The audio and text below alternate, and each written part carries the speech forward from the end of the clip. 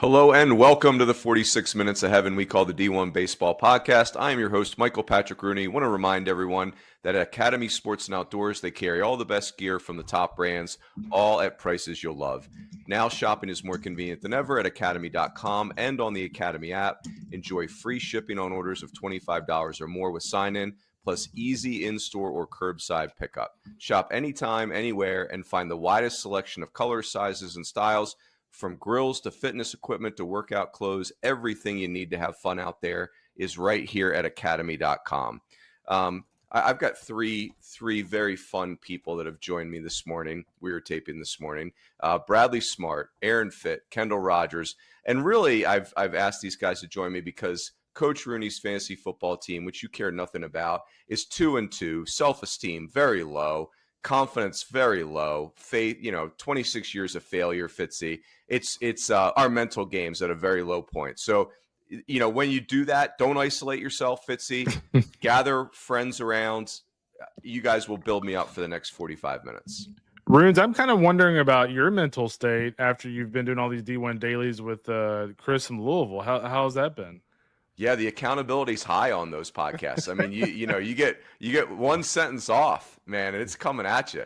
He's got a couple of opinions. Yeah, I feel like that's my sharpness is at a high level, but yeah, it's you better be on your second cup of coffee for that one. Yeah. Ooh. Yes. Fitz, you have any remedies for low self-esteem? What do you got for me? I want you to wake up every morning, Coach.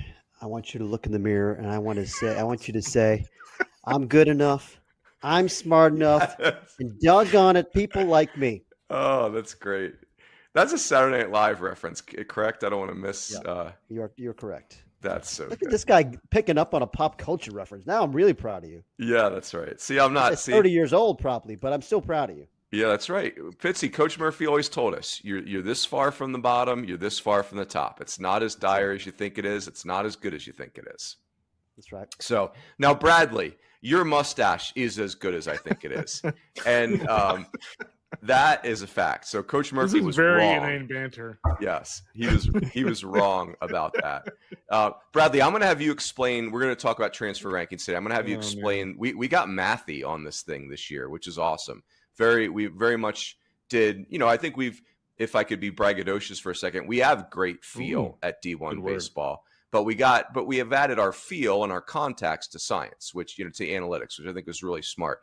One thing I want to tell the listeners, if you're not sure about getting a subscription to any of our subscriptions for D1 Baseball, on the ACC side, the SEC side, whatever it is, whatever you're considering, you got to do it now. First of all, Kendall gave us a big time coupon. If you type in D1 Fall 25, D1 Fall 25, when you check out, it's 30% off. Let me tell you why. The website's got so much great stuff right now, whether it's the prospect rankings, whether it's the SEC guys, and Bradley on the ACC side are giving us previews to fall reports, kind of like just little appetizers for what it looked like, who these teams got to campus.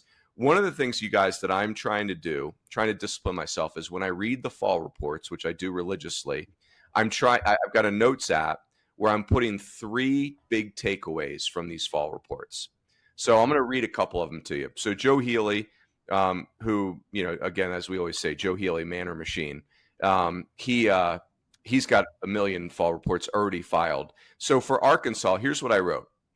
Point number 1, Ryder Helfrich, their catcher, I think he could be a top 5 pick. I think he could end up being in the best player in the country conversation. Like, he seems like he is could have a massive year. I wrote the rotation has massive upside, but very unproven. Like, the Arkansas rotation is very interesting. Point number 3, they lost a ton of dudes. Like, man, they've got some people to replace. The other one I commented on or I read was Little Rock. By the way, Little Rock's Twitter account, they've got some renderings for a new facility. Holy heck. Look out, OVC. That's going to be bonkers. So Little Rock, Angel Cano, or Angel Cano, I'm not really sure how you pronounce it, had 15 RBIs in the Baton Rouge Regional. 15 RBIs in one weekend. How about them apples? And he's got 26 JUCO bandits. And then they were very scrappy in recruiting this summer. Like, they got a lot of guys that maybe came down from a powerhouse D1 or Like they've added a lot of dudes, and I thought Little Rock did a nice job taking advantage of the helium they have as a program from their great run last year. So anyway, that's my exercise. Yeah. Their position player group sounds really interesting too. I think they're going to hit a lot in that league. Yep, agreed. All right, so let's do let's get kind of going on the prospect stuff. Bradley, talk to us about the math, if you will. Yeah. So we're at a point now where we've had enough years of heavy turnover through the portal that we can kind of see like how teams are approaching doing this, whether it's, quantity, quality, sort of what the different approaches are. So to come up with our rankings, we kind of just smashed together a ton of different ways of looking at these portal classes. So, there's the simple one, like how much WAR through 643 charts did they bring in? Which obviously, if you bring in a ton of guys, you're going to look really good in that. But then we also compared with what's the sort of average, what are the high end guys versus, kind of the lower guys. And then we also merged in kind of our top 50 players, both hitters and pitchers, so that we could say, okay, these are the guys we really like, which teams did well there. And so we had this sort of big meeting where we looked at all of these different sources and kind of compared, teams, classes, and sort of sorted it that way. So I thought it was a really fun exercise to kind of put together the data for, and then to discuss with everyone sort of what makes a good transfer class. And I think we did a pretty good job when you look at, some of these classes that aren't necessarily big and might be kind of, lost in some of the more traditional rankings, but they answered questions that the team had in a really good way. So it was a lot of fun to put together, and I think we're all pretty proud of the work. Yep. Yeah. And I'll chime in here that, it's not certainly we didn't go strictly off the data. There were some subjective choices that we had to make and, some adjustments to the formula, but I do want to, shout out Bradley, because anytime we have a data project nowadays at D1Baseball, chances are pretty good Bradley has something big to do with it, because he's really good at processing numbers and putting things together into functional charts that are easy to digest. And it's just, it's great to have that element on our staff. So thank you, Bradley. He's the chart king. The chart master, many people are calling him. The chart master general. There it is. And when we do get our fantasy baseball league going for D1 Baseball, your team name will be the Whiz Kids, and you don't get to choose. So sorry about that. I am feeling. Joe talked about it. I'm feeling good about that. I'm coming off a fantasy baseball championship of my own last week. Jeez, my self-esteem didn't need that. The maybe you could be the Whiz Kids 643 or something, Bradley. We gotta get my 11-year-old wanted to do a fantasy baseball league with me, just me versus him, and this might surprise you guys, but I didn't feel like I'd be able to keep my lineup going each day, so I did not do that. That would be incredible to see Kendall try to maintain a fantasy baseball over 162 games. I mean, can you imagine? I know better. Yeah, football's doable. Baseball, not so much. That's well done knowing yourself, Kendall. Boys, let's do this. Let's jump in here. So what we're going to do is we go through the rankings. We'll go from 1 to 25. And what I'd like you to do is, and Bradley, why don't you just take the ACC, unless Fitzy or Kendall, you have an ACC team that you definitely want to take. And then Fitzy and Kendall, you guys take the others, and I'll jump in on occasion here. What I want us to do is, when you say your ranked team, tell us whether this is a quantity play, a quality play, or both. Both is clearly on the table. And then let's go like 1 to 3, players at the top of the class that really are generating the most of the impact. So number 1 is Georgia. Who wants to take Georgia? I'll take the lead on this one. This was, frankly, just a no-brainer, and Bradley has a great nugget on the top 3 WAR added by transfer class in the transfer portal era. Bradley, do you happen to have that nugget handy? Because that was really good. Yeah, so 643's calculated WAR since 2021, and if you look at just transfer classes over that period, Georgia has this year's is number 1, and then their last 2 years are 2 and 3, and then there's a sizable gap to the next transfer class. So everybody knows Georgia has, really, really, really embraced the portal more than anybody else. They bring in giant classes, but also it's not just, the volume. I mean, if you look at the guys in this class, I mean, on the pitching side, they've got the number 7 ranked pitcher on our list, our top 50 pitchers transfers. That's Joey Volchko from Stanford. They've got the number 8 guy. That's Caden Aoki from USC. They've got the number 11 guy. That's Dylan Vignew from Michigan.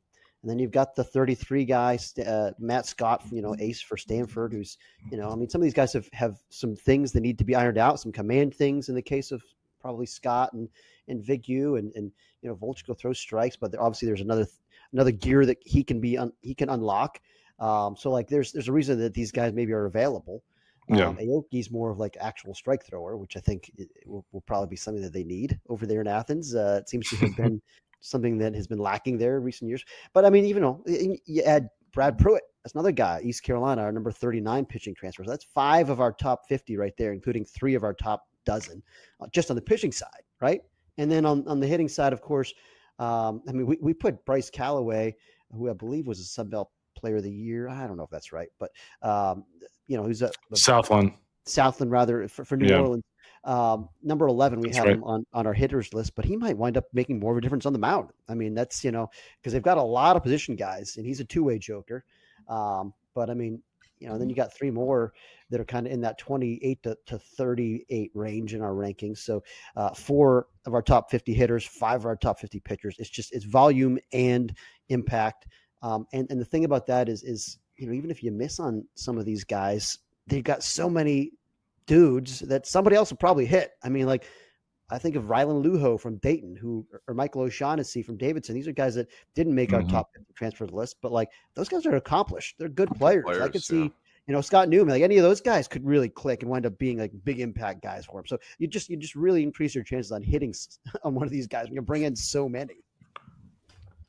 Yeah, high volume. And they're a both. That's well said, Fitzy. They're a both and very highly ranked. Kendall, take Mississippi State, even though Bradley should probably take them because they're half their rosters from the ACC. But I think you should take Mississippi State, Kendall. Yeah, you know what? You never know when a coach takes over a program, like how they're going to do in A, just regular recruiting, and B, just in a transfer portal, when, you don't have quite as much ramp up time to kind of know how to sell the program and things like that. So I give Brian O'Connor and his staff a lot of credit for the job they did. Obviously, if you look at their class from a hitting perspective, Aiden Teal, certainly a household name. He's a guy that, Seif and I think Fitt kind of pinpointed as a breakout guy going into next year. Obviously, a very accomplished hitter with a lot of upside. Drew Wires, guys, is the player in this class that is getting a lot of buzz right now. I was talking to somebody close to the program over there the other day, and apparently, we knew about his offensive numbers and what he did at Bryant last year, hitting 407 with 11 homers and 50 RBIs. But apparently, he's been very, very good defensively up the middle for Mississippi State. So, I mean, if he is really good defensively and he hits even a fraction of what he did last year with Bryant with a 1.231 OPS, I mean, that is a huge pickup for Mississippi State. He was 46 in our hitter rankings. Sounds like he probably could go up a little bit based on what he's done this fall. But, I mean, you look at the rest of the hitters in that class. I mean, Vitas Valencius, Tomas's brother, James Nunnally's a guy with a lot of potential. Blake Bevis, from Ball State, had 18 homers and 52 RBIs last year. And then you look on the mound, I saw Tomas Valencius last year in Round Rock. And just a really nice arm. I think the day that I saw him, he was up to, 93, 94, really nice overall, stuff. He's a potential, Friday, Saturday guy for them. Tyler Pitzer, Fitt saw him at the Cape Cod League. Kind of surprisingly, the Cape Pitcher of the Year over the summer. So obviously it's taking a step forward after the 2025 campaign at South Carolina. But again, this is a class that, has quantity, but there's some quality here too. Love that. You guys mind if I take Texas? Do it. Go for it. So the Longhorns, first of all, let me put a prediction out there. I did this with Berkey, as the aforementioned Chris from Louisville, Kendall. We did a podcast about it's in the hopper right now. It'll be in your podcast feed sooner than later. But the next 5 national championships, who are going to win those in college baseball? And Texas is one of my teams. I think Texas is going to win a national title in the next 5 years. Yeah. I see tremendous momentum there. This class is more about quality. They're the number 3 class, obviously, because they didn't need a ton of quantity. They have a lot of returners. they'll be in the conversation for the preseason number one. Not saying they're going to be that, but they'll be in that conversation. Mm-hmm. So it starts with Carson Tinney, the catcher from Notre Dame. He was for a hot second, he was a Golden Spikes candidate last year. In the middle of the year, he got crazy hot. The home run numbers jumped up, and he's a really accomplished player, really good player. Hayden LaFew, Bradley gave us a great thing, left-hander from Wake Forest. He's a top 5 transfer pitcher for us. 53 strikeouts in his final 30 innings last year with no control problems. So he's a very talented arm to add to what is also already a very talented pitching staff. And then Aiden Robbins is very interesting to me from Seton Hall, just like a very like a taller, athletic outfielder who put up big numbers, at over 400 last year. So, Texas really didn't need a lot of help, and they still ended up with a very strong transfer class. Yeah, the one thing I'll say about Texas real quick, and I'll have these 2 nuggets in our fall nugget book tomorrow. But, Aiden Robbins, and I think Aaron might have saw him at the Cape Cod League over the summer, but he had a really impressive performance over the weekend for Texas against Texas Tech, 3 for 4, 5 RBIs. He was just a hitting machine for them. And then the other thing interesting about LaFew is it was kind of intriguing because in his 1 inning of work, it was electric stuff, but he walked the bases loaded to start the inning. And then got 2 strikeouts, and then got out of the frame without giving up a run. So that was kind of an interesting look, and of him in an inning, stint for those guys over the weekend. Yeah, I was just going to add, Robbins, one of my favorite players on the Cape this summer. Really, really like him a lot. I think he's a star. But I mean, and then you got Ashton Larson from LSU, who he's a good get, and Timo Becerra as well from Stanford. I mean, there's a lot to like about this class, and it's just like you said, it's not the biggest class, but it feels like every one of these guys could wind up really helping them out. Yes. Bradley, take us to Florida State at number 4, and please sing the first verse of "O Canada" as you introduce the Seminoles, please. Yeah, I think Florida State. Yeah, go ahead. I was just gonna say, I think Florida State, obviously 11 draft picks, another guy signed. That's a lot to replace. And I think they did a really good job bringing in some impact bats, but also focusing a lot on shoring up depth on the mound. Because last year, one of their issues was having multiple reliable, consistent relievers.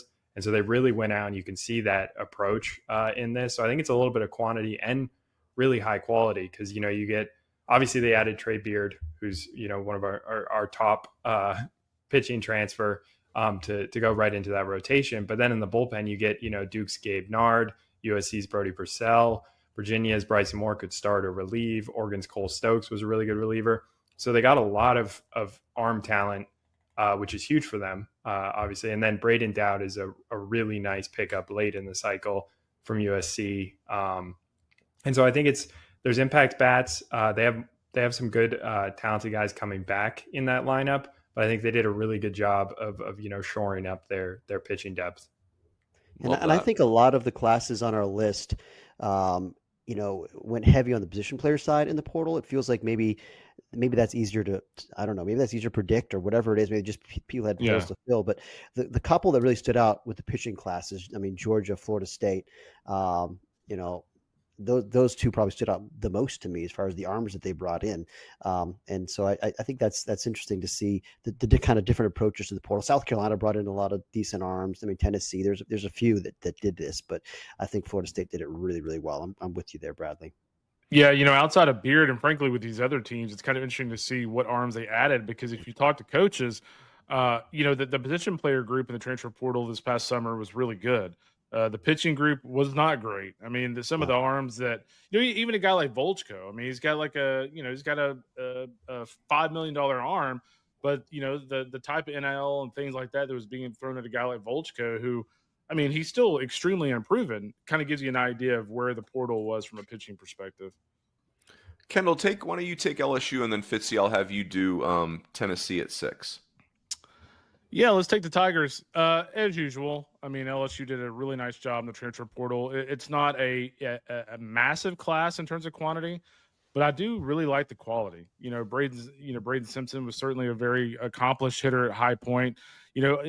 As usual, it'll be interesting to see how he makes that transition into the SEC. But if you look back at what he did with HPU. It's extremely impressive. He can hit for power. He had an OPS of 1.2 or 1.250. Trent Caraway, guys, to me, I think Fitzy was the first one to bring this up over the summer when we were ranking these players, but he really wanted to run him up the list. I think anybody who saw him, as a freshman and who saw him and even that regional in Corvallis earlier this year, they saw the potential. Like, there is superstar potential in Trent Caraway at the number 13 spot in our hitter rankings. I love that pickup for LSU. And then you have two other guys, Zach York and Seth Dardar from Kansas State. Dardar, just a big-time power guy. He's a type of kid, a Louisiana kid, by the way, that LSU fans will love, because when he hits the ball, you hear it. Like, you're paying attention. Zach York is, again, if he can kind of keep his head on straight a little bit off the field, he could be a big time, contributor for LSU, because he induces a lot of walks. There's certainly power there for kind of a bigger kid. And so even Zach York, there's some question marks there, but again, that's a really nice pickup for them. And then you go look at, what they got on the mound. And Cooper Moore from Kansas. I know we were talking to Eth the other day. Didn't have a lot of faith that he would be a weekend guy. But I mean, you're talking about a kid that was a weekend guy at Kansas, who, by the way, was a pretty solid team last year. So Cooper Moore was a nice pickup that who can kind of jockey back and forth between potential rotation, potential midweek bullpen, things like that. He's a versatile pitcher for LSU. And then Danny Lockenmeyer, a whiz kid favorite over here from North Dakota State. He has really solid metrics. He had very good numbers at North Dakota State last year, 2.37 ERA. Then Santi Garcia from Oregon, who was number 48 on our pitcher rankings. Again, predominantly a reliever profile, but again, a guy, can get up to 93, 94, 95 with his fastball, and has pretty good secondary stuff. So overall, once again, Jay Johnson did a really nice job in the portal. And again, I think there is superstar potential in a guy like Trent Caraway. That is the name I'm kind of watching as the fall goes on, to see how he's doing in Baton Rouge. Yeah, the transfers are very interesting. I fall victim in this, that transfers are just going to be the same player they were at their previous stop, but they're just like players that have been in the program for 3 years, right? They could slip, they could make a jump. And I think, to your point, Kendall, that's where this LSU class is very interesting. Yeah, Bradley, what was the nugget you had on Lockenmeyer from a few weeks ago when you and I were talking about it that really kind of caught your attention? Oh yeah, I was working on some bullpen like leverage index stuff, which is like high leverage are the most important moments in games. And Lockenmeyer had the third or fourth most high leverage appearances. Like, he was the guy for North Dakota State, and also the 56 strikeouts to 18 walks in like 30 something innings jumps off the page. Granted, SEC is a lot different, but one thing that consistently kind of predicts like success is if they're guys that have been in really high leverage moments, they're more likely, if they're not just kind of an everyday bullpen guy, they can handle kind of that move a bit easier. Love that. Fitzy, you want to take the Vols? Sure. Number 6. Yeah. So I think for me, what I like most about this class, it's pretty easy to sum up. Henry Ford. Now, listen, I'm not a real big fan of the Model T, but this, and that Henry Ford, he's not not my favorite guy, but this Henry Ford I like a lot. This Henry Ford mashes. He's just, he had a kind of a slow start to his sophomore year at Virginia. And then he got it going and wound up, the power came as well. But I mean, I think he's going to put up, he might win the Golden Spikes Award at Tennessee. Like, I think he got to be on my short list of candidates, because he controls his zone. He hits for average as well as power. He actually played center field on the Cape and did it pretty well from what I understand. I didn't see him play it, but I talked to their coaching staff there and said he looked really good.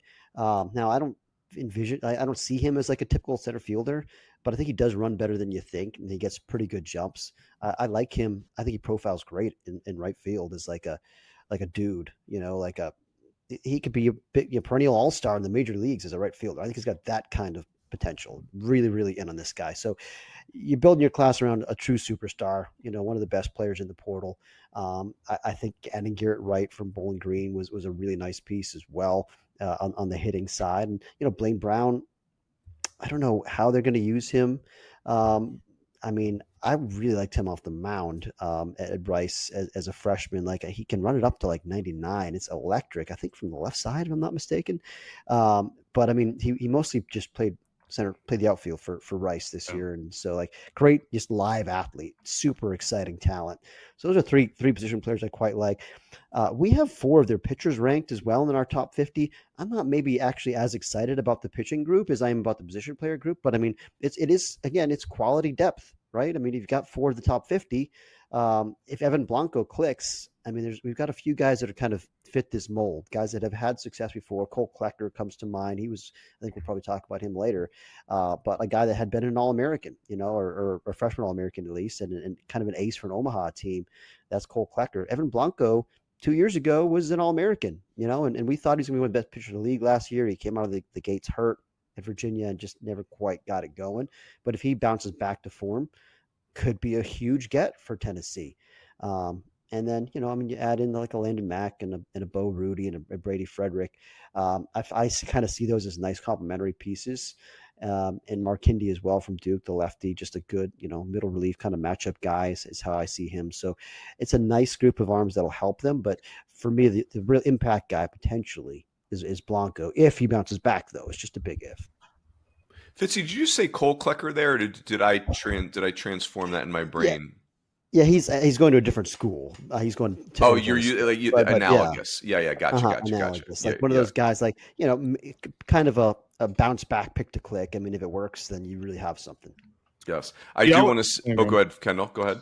No, I was just going to say, we discussed this the other day in the group chat, but I always feel like Frank Anderson. There's one of these transfers that has shown potential, but he kind of takes them to another level.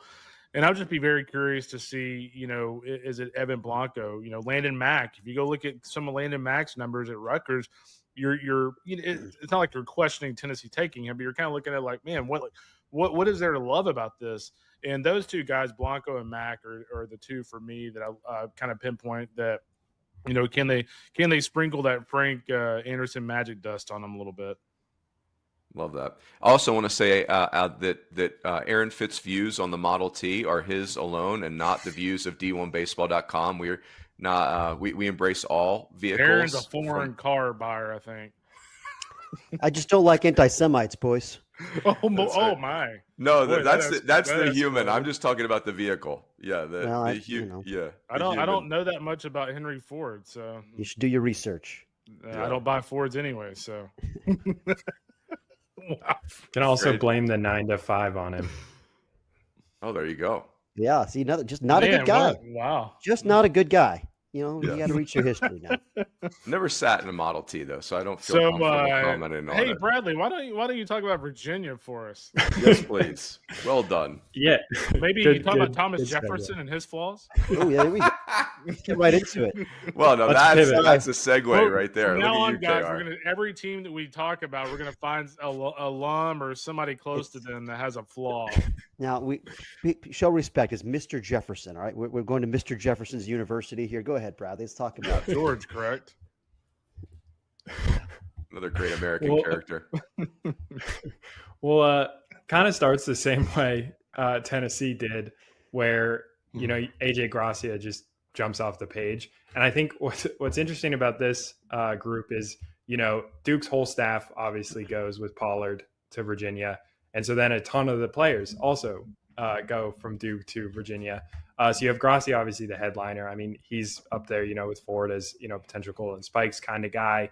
You bring in a bunch of arm talent. Oh, hang on. It's my cat is going crazy behind me. Nice. Your cat washing its paws or something? It's tough. He's trying to get in the room. He's trying to get into the room. Sounds like a sink or something.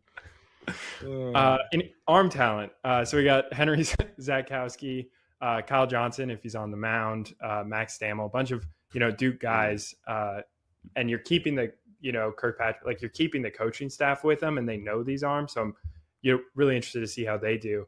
And then I think what what Virginia did really well with this class is they still were able to land some impact guys. I think Joe Tiroli, the rider, MAC Player of the Year, is going to be a huge piece for them in that lineup. And then I think Lucas Hartman from Western Kentucky is also a really plus addition on the mound. And then perhaps the biggest transfer win was, Eric Becker staying there.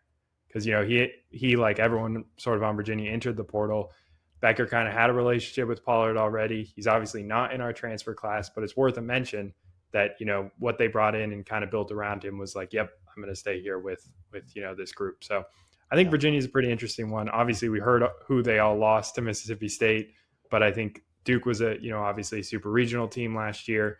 And I think, bringing a lot of that core over should fare well.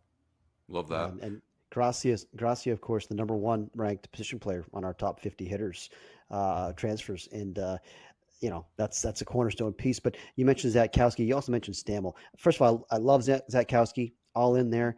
But Stammel is one of my favorite picks to click as a sophomore. Just a guy that I feel like is flying a little under the radar. Didn't make our top 50 pitchers, but kind of a similar look to Zatkowski. And I think it's, James Talon, like they've had so much success with these kinds of guys with the fastballs that just kind of play up.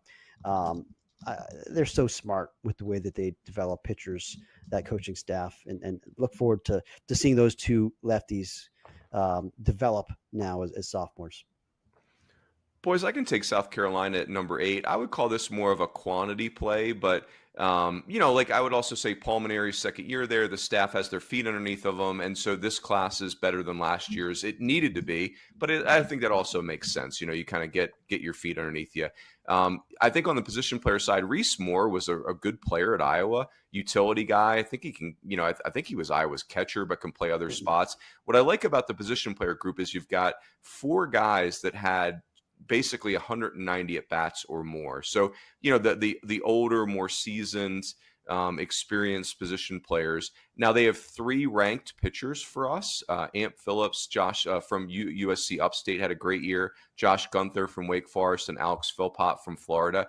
Now, of course, they needed that, right? They really struggled on the mound last year. So, hey, Bradley Hodges as a left-hander is a wild card from Virginia. He's very talented. So I just think for South Carolina, it's another step forward where last year was a lot of turmoil and you're just trying to cobble a roster together at the last second, keep guys, etc.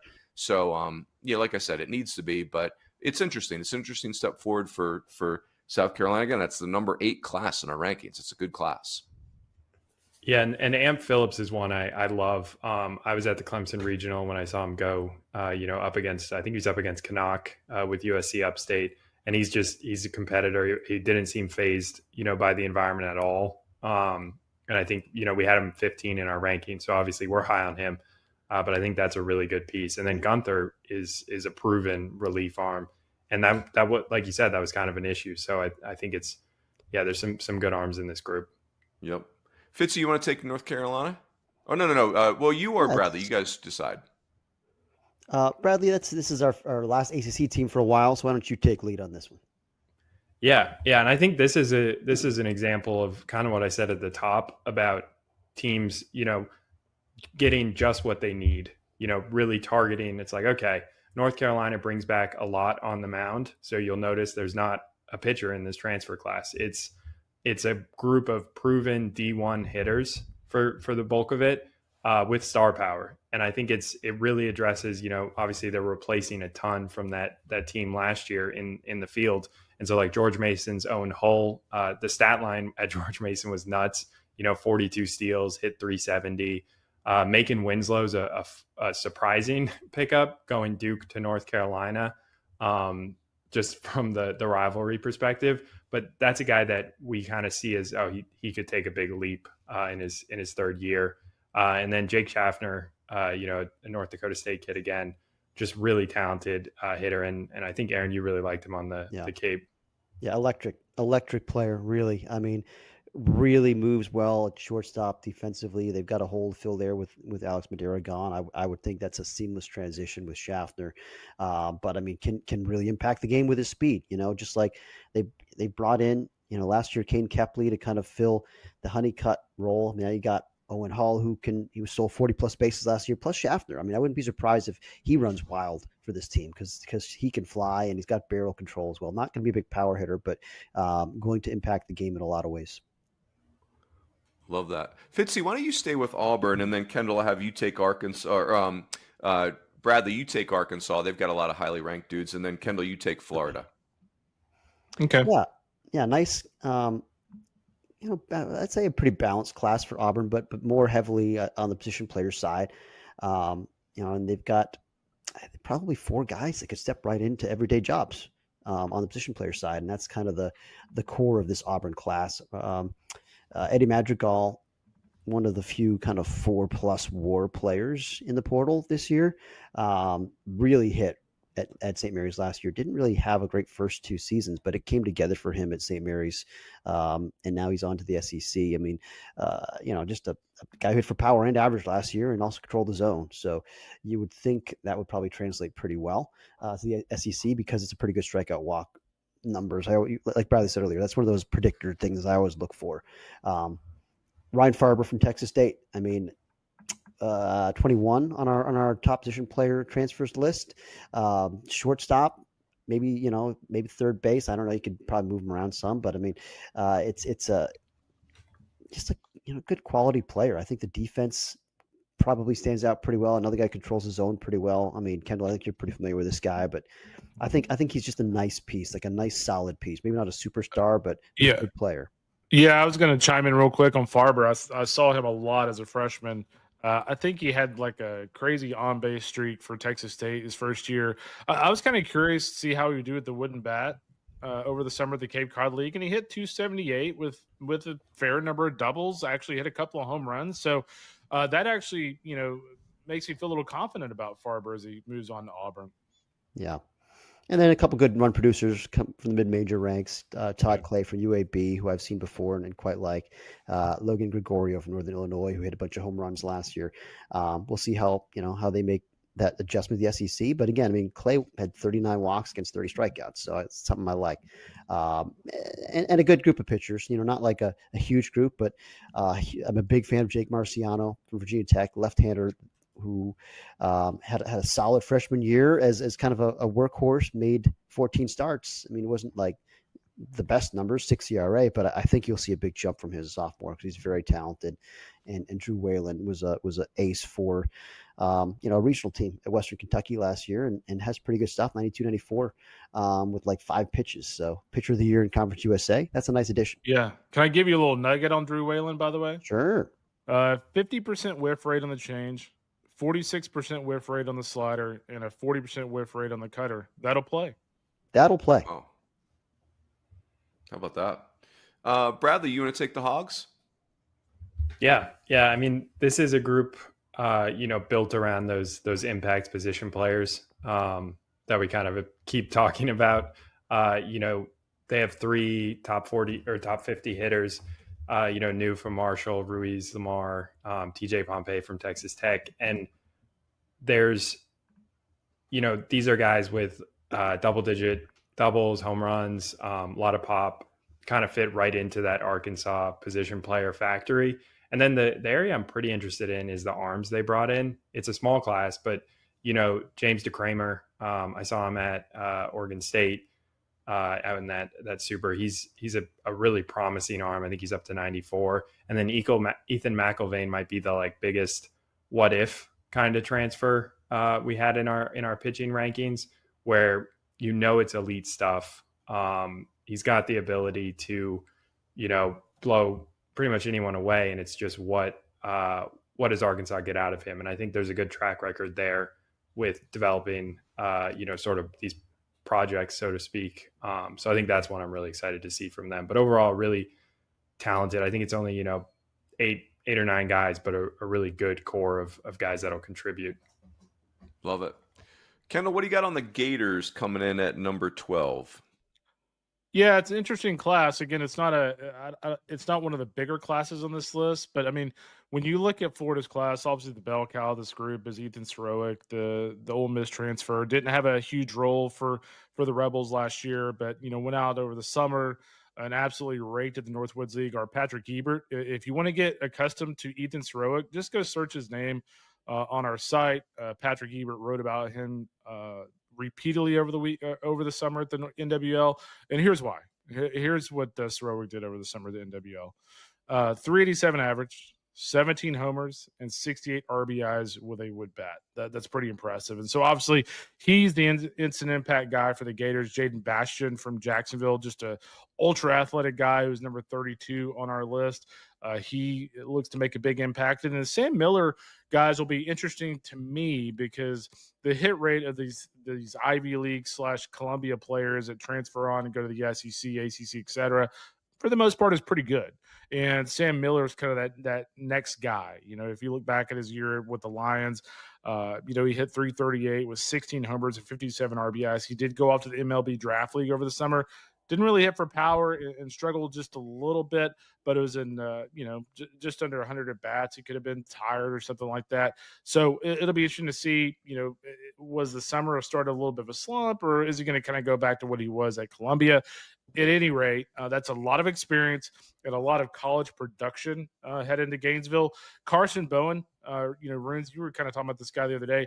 I'm interested to see if he can stay healthy. I mean, this was a guy that, I loved as a freshman. He was as good as it gets. It was like a plus bar fight meter. It was a great makeup, and he just hasn't been able to stay healthy. The shoulder the last couple of years has been an ongoing issue.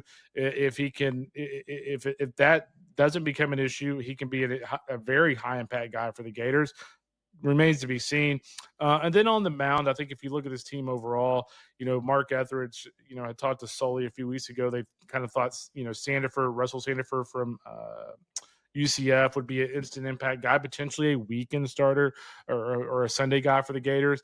And here's why. If you look at his slider, which averages 81.1 miles per hour per synergy, it's got a 47% whiff rate. The fastball can get up to 95, 96. And so those are two pretty good weapons for Sandifer. So keep an eye on him as the fall continues. And then, Cooper Walls is interesting to me because, he was the freshman of the year in the Big West. But if you go look at some of the metrics of synergy, they're not, overly impressive. So I'm kind of curious to see how he makes the transition. And then I think we'd all agree that Ricky Reed from Notre Dame is a nice piece for those guys. I would assume he's probably just strictly a bullpen piece, maybe an inning there, inning here, inning there on the weekend. But again, it's a guy with experience and a guy that certainly has pitched in some high leverage situations coming from the Atlantic Coast Conference. Love that. I could take the Sun Devils at 13. So, I think what the big things that jump out at this class for me is, hey, Graham Rossini, their athletic director, is very, very serious about baseball. I would be surprised if he's not on the NCAA baseball selection committee at some point. Like, he's all in on baseball. He's armed Willie Bloomquist with 34 scholarships now, and I think that was reflected in their portal class. This class, it is quantity. It will probably provide 6 of their 9 everyday starters this year, and it complements what had been a young pitching staff over the last couple years that now those kids are juniors and seniors. So, yeah, Arizona State's going to be very interesting. The names that jump out to me, Dean Toigo, outfielder from UNLV. He was the Mountain West Co-Player of the Year. PJ Moutsouridis from Cal is plug and play at shortstop. It'll be a third-year starter. Austin Rolig is a transfer from Utah who was very good. He started his career, SoCal kid who started his career at LSU. And the one pitcher of interest is the aforementioned Cole Klecker that Fitzy mentioned. He is an Arizona kid who's coming back home from TCU. That's a senior arm who's started a game, and, he started a super regional. He started a game in Omaha. So it's a fastball at the top of the zone. If it clicks, he's that's just a very cool customer who could log some very important innings for them. Alabama at 14, boys. Who wants that? Oh, hey, can I mention one guy on Arizona State real quick? Go ahead, Kendall. I'm kind of curious to see how Dominic Longo does with Arizona State, because I think we all, when Danny Dickinson went from Utah Valley to LSU, I'm not saying that Dominic Longo is as good right now as Danny Dickinson, but I think when Dickinson went to LSU, I think we all naturally wondered, okay, he's going from a place that's very offensive to LSU. like how he's going to make that transition. And Danny Dickinson did a really nice job. He's one of their best players last year on the national championship team. And so I'd be very curious to see how Dominic Longo makes that transition as well. Last year for UVU, he hit .313 with 10 homers and 58 RBIs, a big time power bat. And obviously, Arizona State is a big time offensive venue. So curious to see how he makes that transition. And I don't think he's Dickinson though. I mean, because Dickinson put up bonkers numbers at Utah Valley. He was a big time dude. But I think this is a nice piece. I'm with you, Kendall, that I think he can make a nice transition and help those guys. But we want to encourage courageous plays like that. Kendall, I heard Kendall say that that Longo is the next Vahiva Aloy, and I'm here for it. Like I love that type of aggressiveness. Love that as well. Yep. Go ahead, Bradley. I'm sorry, I cut you off. No, you're good. I was just going to add the piece that, if he's fully healthy is a really good one for Arizona State is Garrett Michelle from Virginia Tech. Because that's 2 years in a row that he's been hurt basically. So he only played 9 games in 24. I think it was an outfield collision, broke his wrist, I believe. And then last year, injured on a home run. So like jumping into a crowd after hitting a huge home run against Wake. And he was really starting to get going around that point. I think he ended up with 10 doubles in 25, 26 games. So if he's fully healthy, that's a premium bat that's proven he can hit ACC arms. So should do well out west. Love it. Hey boys, for the next 12, let's try to go turbo round. Let's go let's go 2 players or less. Who wants Alabama? I've got my eye on Kentucky if somebody wants Alabama. I could talk about Alabama very quick. Go for it. Yeah, Brennan Holt's a really nice player from the South Alabama transfer. I think he can really help them. The other guy for me, Justin Osterhaus. I think he's to me, he's incredibly intriguing because you're talking about a guy coming from IPFW that put up bonkers numbers, 328, 16 homers, 46 RBIs last year, obviously with an OPS over 1,000. But he also went out over the summer and from what I understand, had a pretty good summer. Showed well, showed a lot of potential against really good competition. So Justin Osterhaus to me is the X factor for this class. He's got the physicality. He's obviously got the past experience and past numbers. Then he kind of had that summer resume to follow that up. So circle that name here for the Crimson Tide. It's a nice group because I think the real story around Alabama is that the draft went great for them. Went great from their returning players, went great for their high school recruits. This is the only thing that scares me about this class, I wouldn't say scares is the right word. The only thing that concerns me a little bit about this class is I did feel like Alabama could have done a little bit more pitching wise out of the portal.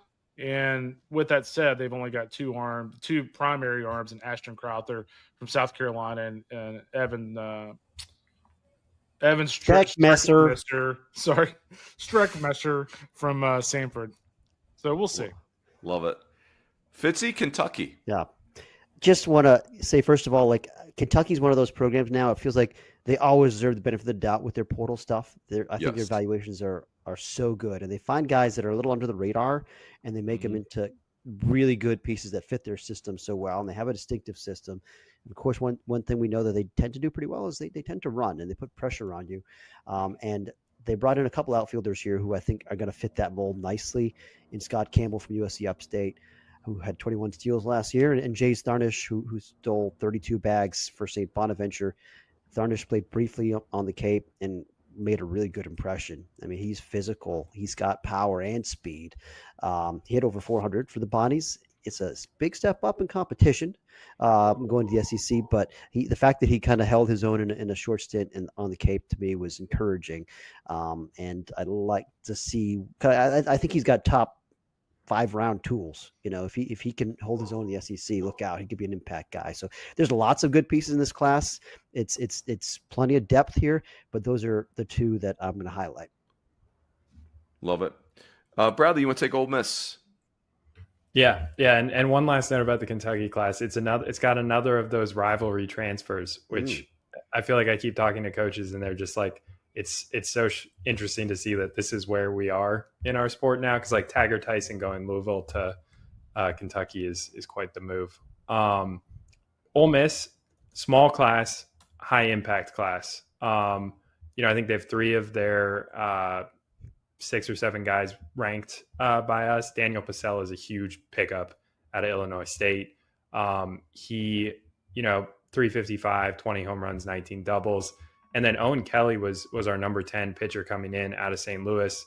78 punch outs in 80 innings. And then I really love Dom Decker. Obviously the nation was kind of introduced to him with Murray State's run last year, but the guy can just hit a really, really sweet swing. So I like what Ole Miss did. All of these guys kind of had impact seasons, and it's a good, small, but good group. Love it. Kendall, I'll take Oklahoma if you take A&M. That work for you? Sure. So Oklahoma, I would say this, it's hard to find stars in the portal nowadays because, if you've got a star in your program, you're locking them up, right? You're giving them, you're bumping the scholarship up, you're giving them an IL. So it's harder to get that. I think Oklahoma may run into a star or two in here. What strikes me about this class is the upside. Now, Cam Johnson, not their left-handed pitcher. He's a third baseman utility guy from Wichita State, was great this summer. He's very interesting. Nolan Stevens is very interesting to me. 2-way player at Mississippi State. He may be done pitching, but very physical, left-handed, and he's athletic too. Left-handed hitter from Northern California, I believe. He's very talented. If it clicks for him, that's like a top of the league player. Caden Brumbraw was a great player at Nebraska, and 2 pitchers to keep an eye on. Mason Bixby at TCU. It wasn't great production, but man, he throws a big arm. Yeah, big I think I've seen him throw 100 in person. And then LJ Mercurius he's kind of like a pop-up arm from UNLV, skinny but really fast arm who had a great year. I mean, if you have a 3.57 ERA as a starter in the Mountain West, 40. God bless you. Yeah, 40% whiff rate on the slider for Mercurius. Really athletic guy. They've got a lot of faith that he can kind of become a frontline weekend guy for them. Yep. Guys, I want my money back because I followed the rules and listed 2 players for Kentucky. And Runes makes the rule and then goes in and gives us 5 names, or his very first one after the rule. Do you like what I'm doing though? I'm letting you talk guys fast get the names, and then I'm adding another name. Yeah, that is savvy. That's savvy. That's a savvy veteran play there. Kendall's always had great savvy in that area. Go ahead, KR. Give us A&M. Yeah, I mean, no refunds, by the way. Yeah. This guy needs no introduction, but Chris Hakopian obviously is the bell cow of this class. I mean, had a really solid summer. Just put up bonkers numbers during his career at Maryland. He's as instant impact, big impact as you can get. Unfortunately, I will not actually see him next Friday because he is out for a while with I think it's a hand injury. He's okay, but they're obviously not taking any chances after Grohovic's injury last year. But Hakopian is going to put up bonkers offensive numbers for A&M. Jake Dewar is really interesting for me. You go look at his year at FAU. I actually saw him at TCU a couple of years ago. Solid player, but he went off to FAU, was a hitting machine. A foot injury kind of sidelined him about halfway through the season. But, man, he can really, really hit. And so keep an eye on Jake Dewar. Love that. Bradley, you want to take Miami at 19? Yeah. Miami's one of those where, coming into last year, they were kind of Georgia light, just bringing in a ton of transfers to try to quickly turn, kind of the ship around after Arteaga's tough first year. And it worked really well. Obviously, they came within a win of the College World Series. And I think they did a good job this offseason as well in bringing in kind of, what Arteaga describes as guys that have done it. They look a lot, from what I can tell, at just sort of the numbers. They want to make sure these guys had success, not necessarily some of the more stuff-based models from what I can tell. So Vance Sheehan's the headliner, or one of the headliners, I'd say. Another USC upstate guy, power speed combo. He's gotten better each year. Alex Sosa, obviously the catcher out of NC State, an intra-conference transfer. That's a bat that has a ton of upside, and I don't think he's quite put together a full year that's what he could be necessarily. And so I think that's exciting for them. And then I'll just throw one more from the mound. Ryan Bilka out of Richmond one of my favorite player. The way they used him, bulk relieving, but he piles up 62 innings with 57 strikeouts to 13 walks. Bilk is a really good piece for that staff. So it's a pretty solid sized class, and I think all of them have had success and are promising guys. There's obviously a lot back for Miami, so it'll be interesting to see how they kind of mix and match there. Love it. Fitzy, would you prefer Vandy at 20 or TCU at 21? I actually think I would like TCU this time. All right, I can take Vandy. So I would say, Mac Wickham is the catcher from Tennessee Tech that had a very good year. So he's of interest, of course. Just gives them catcher depth, which they really needed. The Johnstone brothers are the headliners here. Carter was a tremendous freshman for Cal State Fullerton. This is one of those ones that kind of breaks my heart because, Fullerton's been trying to invest in young players, and it's obviously a historic brand in our sport. And sure enough, they hit on one. Carter Johnstone was one of the better position players in the Big West last year, and now he is gone. And so a really nice player for Vandy to pick up, positional versatility. He played third base. He can really hit. And his older brother, Logan, comes from Washington State, who also had a very good year. I think the pitcher of interest is Nate Taylor, who was at Georgia last year, something like 18 strikeouts in 9 innings, and was very good this summer. So it hasn't really done it per se, but sounds very, very talented. And you could see where an arm like him could get covered up at Georgia. They had so much just pitching arm strength. So, again, Vandy's not a program that's ever going to be a quantity player in the portal. I don't think that's going to be their way, but I like the pieces here. Yeah, agreed. I'll take TCU. Keep it moving along here. Not a huge class, but I think it's pretty balanced. I mean, I particularly like what they did in the mound. Nolan Johnson is interesting to me because I don't think it's enormous stuff, but it's like he commands 88, 90 from the left side. And he showed you the really elite competitiveness in the conference tournament. He threw two complete game shutouts in the Summit League tournament this year. Was a Summit League pitcher of the year. I love that. I love this guy's a winner, guys. He's a winner. I want him on my squad. Winners win. Winners win, as we've established here on this podcast. And I just think Tanner Seguin and Lance Davis are really going to help him in the bullpen. And maybe Davis can be more than just a bullpen guy. I don't know, but it's a big arm up to 97 this summer for Brewster and with some life, with a pretty darn good slider. I think he is an emerging piece that they brought in from Arkansas. So and Seguin's just an established, really, really good back end guy from Cal Poly. Those are instant impact dudes for TCU. So a couple good position players too, but for me, the pitching is what I like most about this group. Love it. Brad, go ahead, Kendall. Sorry. I think Bradley is going to take Wake Forest because he was a big proponent of Wake Forest being ranked. So I think he should talk about them. I can talk about Georgia Tech real quick. Yeah, I think we have Wake ahead of Georgia Tech, or is it Georgia We do, Tech? yeah. Wake's. We wound up switching that I'm over looking to at Wake. The old That's list. my fault. No worries. Good. Yeah. Bradley, you go, and then Kendall. Go for it. All right. Yeah, I really like the D's class, and I think it's one of those where, again, what I've sort of said throughout my teams this pod is I like classes that know what they need and really restrict or focus on that.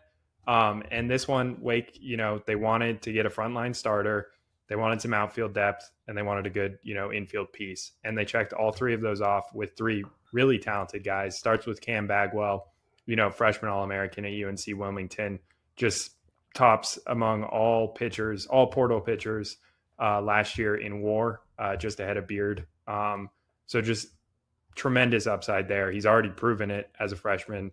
And I think getting him into Wake's, pitching apparatus is a big thing. And then Boston Torres from VMI and Blake Shaw from Georgetown are just two really nice position pieces. And so I think it's less is more kind of. They bring back a good bit. And they don't. Tom Walter doesn't. I was talking to him about this. He doesn't want a ton of transfers. Like he wants to be able to develop guys over the years. And I think this is a good example of some younger guys too that will be there for multiple years. Ja Tech, Kendall. There you go. Obviously, James Ramsey's first transfer class, and though it's only got a few guys, it's going to be very impactful because, I mean, if you look at Jared Abdullah from, California, he had a really solid spring for the Golden Bears, but he went off this summer, guys, at the Cape Cod League and hit 360 with 5 doubles. Really increase his stock. Actually, outside of Soroic, he would be in the top 2 or 3 of guys that increased their stock over the summer. So obviously he's going to be an impact guy. I'm kind of curious, and I'm going to break the rule here because I'm just going to mention all 3 of the guys since they only have a pretty much a 3-person class. But Ryan Zuckerman from Pitt is kind of interesting to me because there's a lot of power there, but there's a lot of swing and miss there. He had 23 strikeouts and 8 walks. The Cape Cod League had a lot of strikeouts at Pitt. But if there's somebody who knows a little something about hitting, it's James Ramsey. So just circle him as a potential breakout guy because if he can cut down the strikeouts, he can be super impactful. And then Dylan Loy, I love this pickup for Georgia Tech. I mean, this is a team that historically, like in the last decade, we've always wondered if they just have enough arms. And, this is excuse me, my dog apparently likes Dylan Loy as well. This is a guy who's pitched a lot of meaningful innings. And this is also a guy who has around about a 35 to 40% whiff rate on his slider. So really nice pickup for Ja Tech. Love it. Fitzy, I'm going to take UCLA and have Bradley take Clemson. Could you be ready to talk about some of the teams that just missed? That work for you? Sure. So UCLA, and Bradley, you better stay hot because it's not going to take me more than 30 seconds to talk about UCLA. It's really, like they didn't need a big class because they played so many sophomores last year. And part of me is just like, I'm afraid to fall in love again. Like I'm so geeked up about UCLA being awesome again. And after, you guys know I love redemption stories, but man, like UCLA got a great high school recruit through the Cervantes kid through the draft, and all these guys came back. Nobody really left. People had good summers, and then Will Gasparino shows up in the portal, and I know that he has struck out a ton in college, but that's a elite defender in center field. That if we wake up, at the end of the season and Will Gasparino hit 25 home runs, I don't think any of us would be shocked. And Logan Redeman is such a good athlete that USD, San Diego, was considering playing him in center field and having him pitch. Like he's that caliber of athlete. He was a legit two-way guy there, player there for a while. So one of the best arms in the WCC. So 2 really good pickups for UCLA. Love Redeman. All in. All in. Go ahead, Bradley. Clemson. Yeah, wrap up top 25 with Clemson. I think they did it's a smaller class as well, but they brought in some guys that had really big years. I think the big names to know, App State's Tyler Lichtenberger was, the Sun Belt Freshman of the Year. Nate Savoy, LMU kid, he 20 home run guy, I think WCC freshman or rookie of the year. And then Ty Daly's probably the most proven veteran guy, 20 doubles, 19 home runs from Mercer. So there's some good pop that they brought in. And then I think a lot of these arms have upside. I think I'll highlight Michael Sharman from Tennessee. That's a guy, 25 strikeouts, 10 walks. He's kind of a proven lefty piece that I think really helps that staff. And just kind of sticking with Clemson, because we had a kind of went round and round on who to take for these last couple spots, but especially Clemson versus 2 other ACC teams, NC State and Louisville. It kind of came down to that, and not bigger classes here, but both State and Louisville had a pair of top 50 transfers. Andrew Wiggins, powerful, physical, impressive guy for Indiana, that I think is still scratching the surface of his potential. I think he could really take it into another gear at NC State, a place where they sure know how to teach hitting. And I think he's got so much strength. Really excited about that piece. And Dalton Bargo's a good get from Tennessee. I mean, that's a guy that, could help anybody. So those are 2 nice additions there. Wyatt Pfeiffer they brought in as well as another third piece. It's, a useful established contributor. So those are kind of the highlight pieces for State. And then Louisville, you're looking at the number 44 ranked position player, Ben Slanker from Ohio, a guy that hit for quite a bit of power last year. It sounds like they like him considerably. I'm going to see him on Friday when I go down to Louisville, but looking forward to that. And then Jacob Bean, we had him as our number 36 transfer pitcher. I saw him on the Cape, and it was pretty intriguing. It's not like the best numbers, but the arm works, and it was pretty easy, like 92, 94 maybe for me. Can spin it. Could see him really. Again, he made 15 starts last year. Had a good year for Kent State. Maybe not, like I said, the best numbers on the Cape, but like he looks the part physically, and the arm works, and he's got some track record. So I think that's a really nice addition for him as well. Those are the kind of the next two classes for us. And then I think, there were some others we considered, but West Virginia. Bradley was pretty high on West Virginia's class outside of non-D1 guys. Yeah, I think one area that we do, it's tricky to, and I'm kind of working on some stuff around this, is considering, D2, D3 guys. And I think West Virginia is one that's proven, like, you get a frontline arm, you can lean on that guy. Derek Clark, obviously, Griffin Kern last year. And so I think West Virginia did a really good job this year with, Dawson Montesa from Adelphi and blanking on the second name, Ian Korn from Seton Hill, to add to guys like, Brock Wills, Sean Smith. I think Matthew Graveline, the Ohio State catcher, was the one we did rank. But I really like the West Virginia class. I think they've kind of proven, especially lately, they're very good at developing and, potentially overlooked guys. But like, if you look at these numbers, some of them aren't very overlooked. Like Brock Wills hit, 350, and Sean Smith had, 9 home runs. So I think West Virginia is definitely a class that's a good one. Yeah, I'm with you on that. It's kind of like Kentucky, right? You almost give them benefit of the doubt a little bit because they just keep on hitting on some of these guys. I love the way they go about it. I mean, a couple of the mid-majors that we had in consideration, Creighton brought in a good group of position players. Tulane brought in a good group of pitchers. Those were two that both, brought in a decent amount of WAR, if you just look at that metric this year. And so pretty good depth for those classes, just not quite the frontline impact power that we're looking for. Yeah, one more name I wanted to mention was Aaron Piasecki from the Troy edition out of the transfer portal. He was another guy like Sorowick who really stood out the Northwoods League over the summer for Traverse City guys. He had 406 with 2 homers and 45 RBIs. 45 RBIs in summer ball is pretty impressive, to say the least. So keep an eye on Piasecki as well. The Troy edition, obviously Skylar Mead and that staff typically does a really nice job. So he should be a pretty big impact bat for them in the Sun Belt. Love that. Let's wrap it there, boys. Well done. Hey, I just want to reiterate what we said to start. This is the perfect time of year to get your sub to D1Baseball.com, because the fall stuff is like, these transfer classes are being released 5 at a time on the website right now. The fall reports are happening. Just so much great stuff. When you get to checkout, if you just want to like support the people at D1 Baseball, like one thing you could type in at checkout is Lamar Jackson's hamstrings get healthy soon. Like that would be something that would make a long coupon code. Yeah. Lamar Jackson, get well soon. But if you want a 30% discount, if you're being selfish and thinking of yourself and not me, and we want you to do that, please be selfish. 30% off D1 Fall 25, D1 Fall 25 at checkout. Go Carrots go. I've tried that. That does nothing for you.